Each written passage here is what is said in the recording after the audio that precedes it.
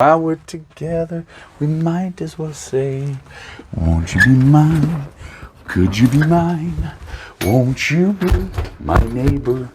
Hey neighbor, I'm Pastor Mike, Church of Hope. And on behalf of all of us at Church of Hope, a very Merry Christmas to all of you. What a wonderful time of the year.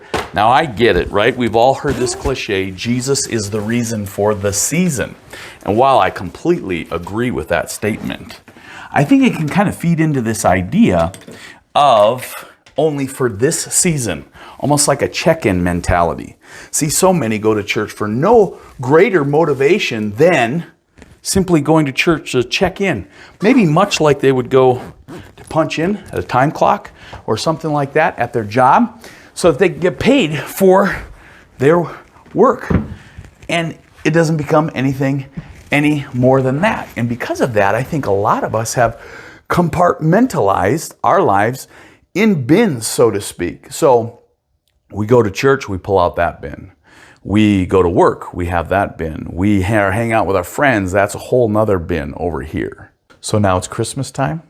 Jesus is the reason for the season.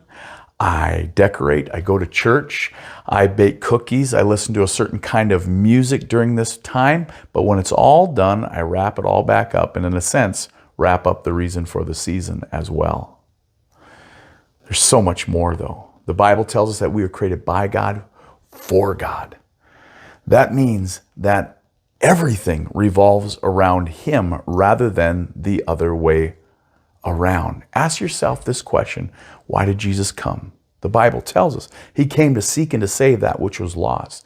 He came as a rescue, to rescue a people, all kinds of people, for Himself, so that we no longer have to live for ourselves, but we can completely and fully live for Him. This reality will set us free from ourselves and get us out of the routine of checking in, checking out.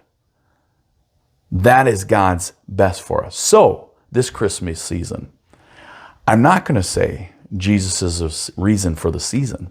Let me simply say, Jesus is the reason, period.